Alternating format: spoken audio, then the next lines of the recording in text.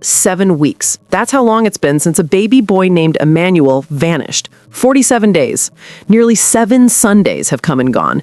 And yet, if you flip through the channels today, you'll hardly see his name. The news banners have shifted to news stories.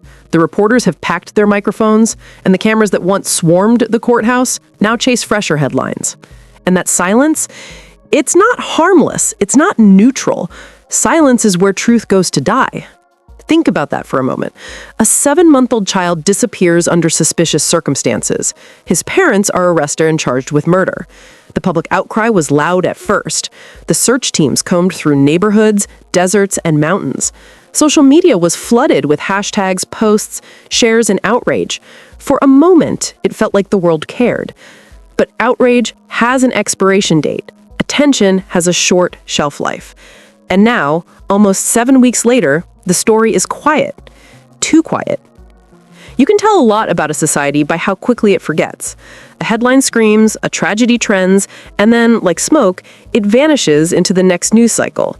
What doesn't vanish, though, is the pain. What doesn't vanish is the need for answers. And what absolutely cannot vanish is justice. But here's the danger. When the public stops paying attention, the system breathes easier, the pressure lifts, the deadlines slip, court hearings drag on quietly, and the risk grows that one day the file labeled Haro, Emmanuel, will sit in a cabinet, untouched, gathering dust. And that's why we're here, to remember, to refuse to let silence bury this story, to ask the questions others stopped asking, because Emmanuel deserves more than a forgotten file. Now, I want to pull you into this conversation. Yes, you, the one watching right now. Before we go further, tell me where you're watching from. Drop your location in the comments. Why? Because silence isn't just a local problem. It isn't just Riverside County or California or the United States. Silence about justice, silence about accountability, it's everywhere. And I want to see how far this conversation can reach. And while you're at it, tell me what you really think about this case. Should Emmanuel's name still be in the headlines? Should the world still be talking about him? Or do you believe, like so many other cases, it will fade until the wicked go unpunished? Because here's the truth. The way you answer that question says a lot about what happens next. And listen, if you scroll past without engaging, without commenting, without even clicking like or share, that silence helps the story fade. Don't let that happen. If you want Emmanuel's name to live on, hit that like button right now, share this video with someone, and subscribe to this channel. That way, you and I can keep the spotlight burning together. Imagine the first days after Emmanuel was reported missing. Police tape across a parking lot, helicopters circling overhead, news reporters holding microphones broadcasting live updates, family members interviewed with trembling voices. The energy was urgent, immediate, full of purpose. Everyone demanded answers. Fast forward 47 days. That urgency is gone. Those headlines are buried under newer, shinier scandals. The cameras are pointed elsewhere. The silence doesn't feel like resolution. It feels like neglect. And that's dangerous, because silence becomes a weapon. It works like a slow eraser, wiping away names, faces, and timelines until all that's left is a vague memory of a story people once cared about. That's how justice fails, not in one loud moment, but in the slow quiet of forgetting. If you've ever wondered why some cases drag on for years without closure, this is why. It's not always because investigators don't care. It's not always because the evidence isn't there. Sometimes it's simply because the public stops asking questions. And when the public stops asking, the system stops answering. That's why your voice matters here. That's why your comment, your share, your engagement can make a difference. Every investigation begins with a story. In Emmanuel's case, the story his parents told the police was one that instantly set alarms ringing. It was August 15th, a scorching afternoon in Riverside County, the kind of day where the air shimmers above the asphalt and the world feels heavy, almost slowed down. Emmanuel's mother claimed she had gone to a parking lot, baby in tow. She told police that someone snatched him, that her child had been taken. At first glance, it sounded like the kind of nightmare you read about in the headlines. A parent distracted for a split second, a stranger lurking nearby, a baby gone in an instant. But detectives are trained to notice what doesn't add up: the timing, the details, the inconsistencies.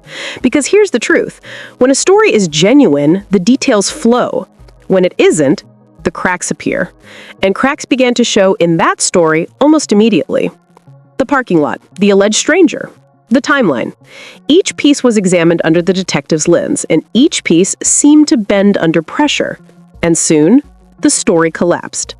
Investigators announced what many feared. The kidnapping tale wasn't real. Emmanuel's disappearance wasn't the work of a shadowy stranger. It pointed somewhere much closer to home. And that's when the case shifted. What began as a desperate search for a missing baby became something darker: a criminal investigation. The parents were arrested, murder charges were filed, and suddenly what was once framed as a tragedy became a courtroom drama, with Emmanuel at the heart of it. Now, imagine the scene. A courthouse buzzing with cameras and reporters, police officers escorting the accused, hands bound, faces grim, family members arriving in silence, lawyers whispering strategies, judges setting dates, stamping documents, speaking in a language of procedure and process. The story was alive then. The world was watching. Social media burned with outrage. Every new update, the charges, the hearings, the press releases, spread like wildfire. For a brief moment, Emmanuel's name was everywhere. But here's where the silence began its work. Courtrooms aren't built for drama. They're built for procedure, and procedures move slowly. After the flashing lights of the first arrest, what followed were weeks of hearings, filings, continuances, and silence. No breaking news banner reads, "Case delayed by 2 weeks." No viral headline says, "Lawyers argue over scheduling." And so the public's attention drifted.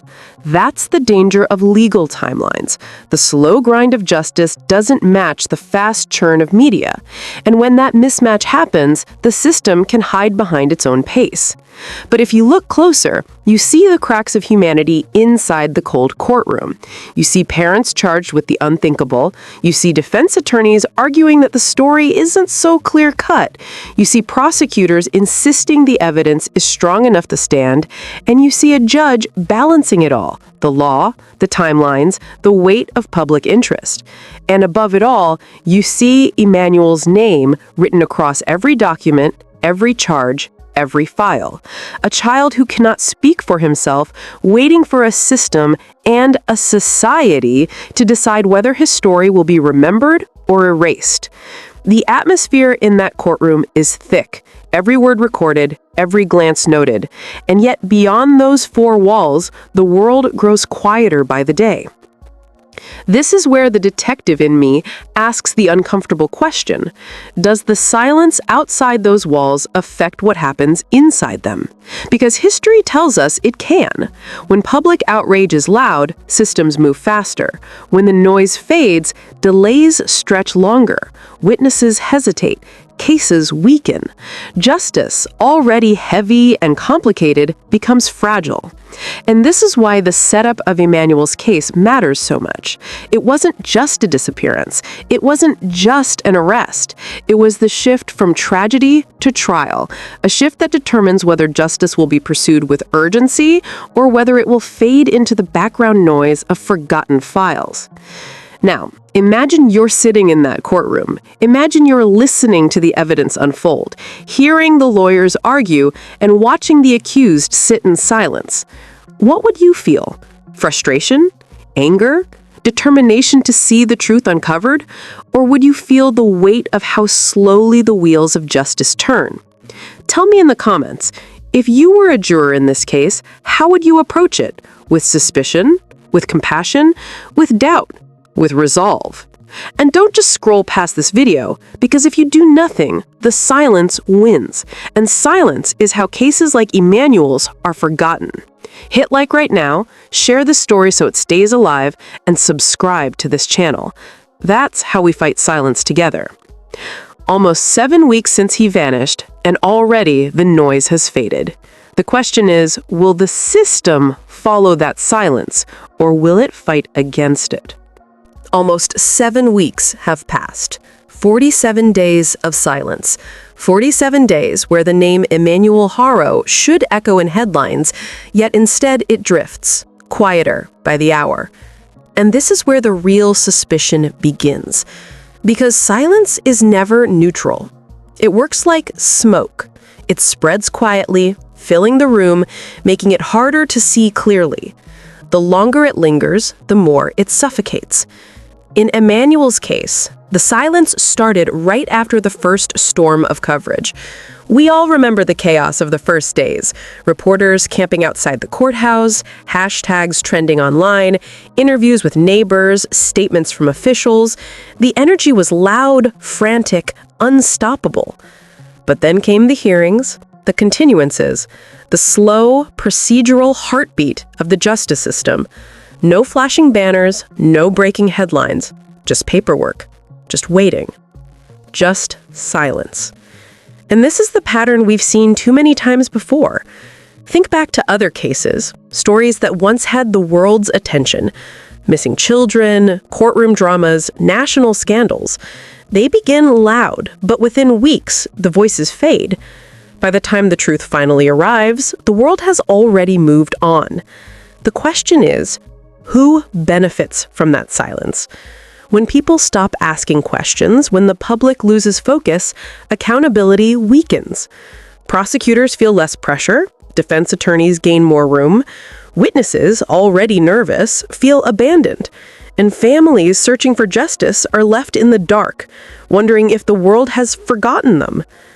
And that's the suspicion I carry here, that silence is not just the absence of noise, it is a tool, a dangerous one that can allow truth to be buried beneath delay.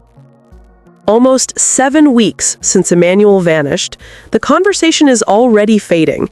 And unless voices rise again, unless people demand updates, this case risks joining the long list of stories that started in fire and ended in ash.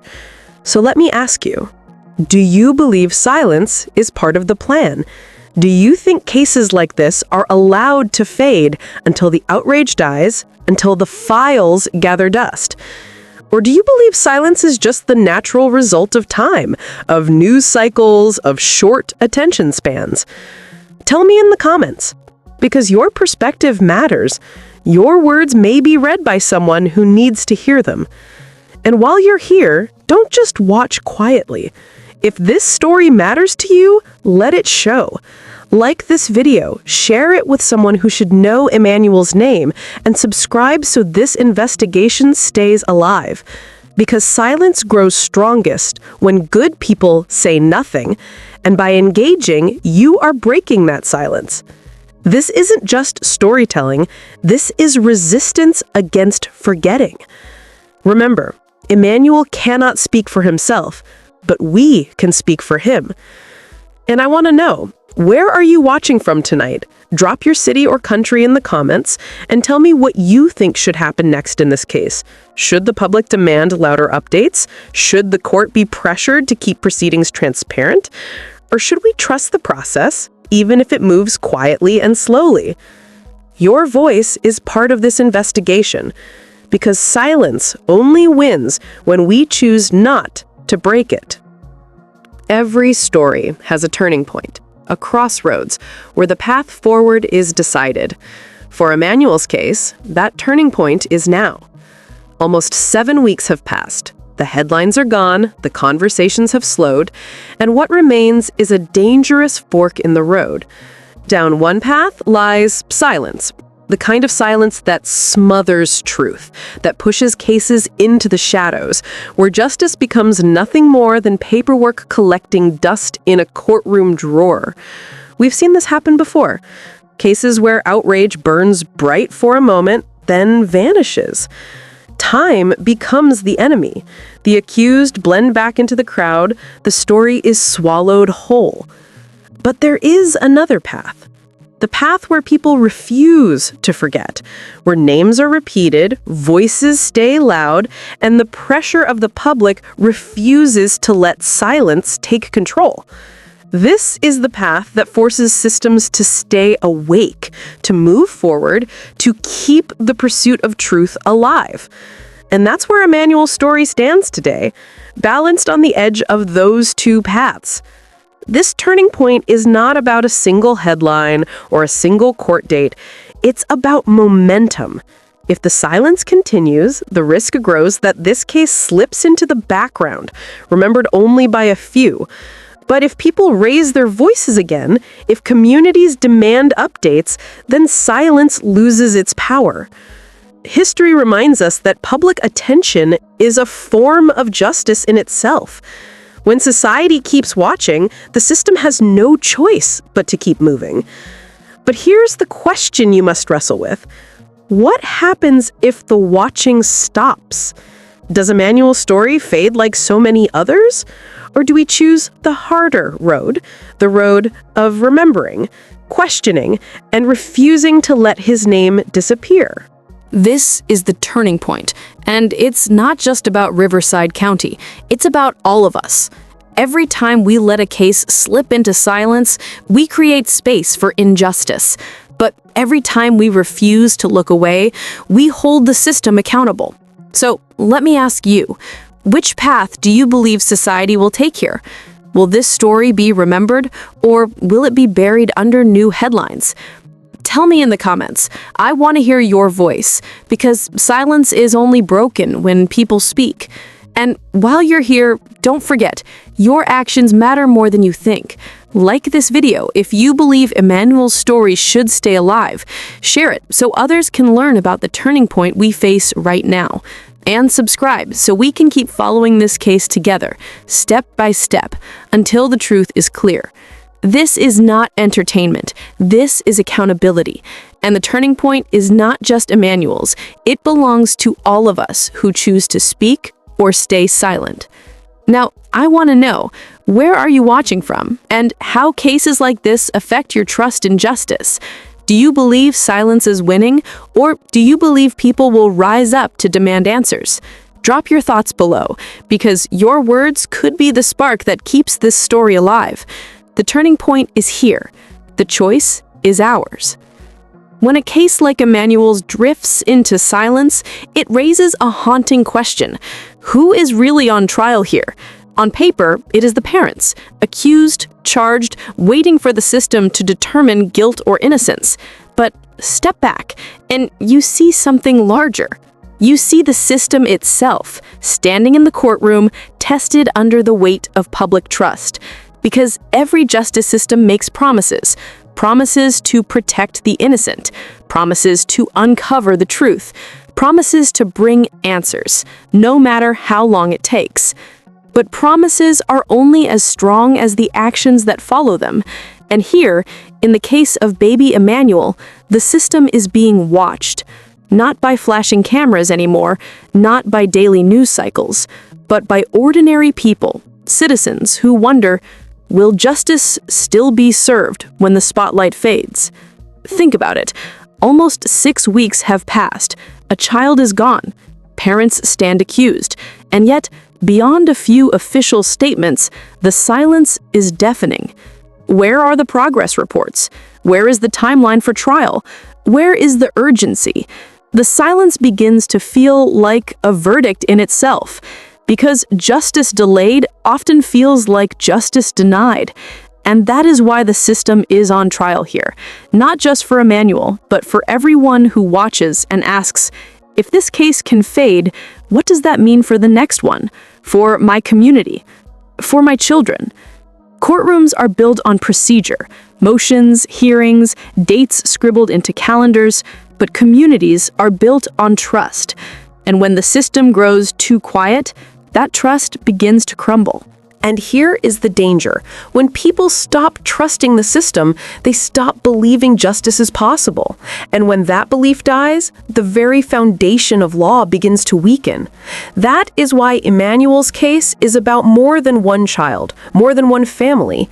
It is a mirror held up to the system itself, a test of whether promises will be kept or whether silence will swallow yet another story.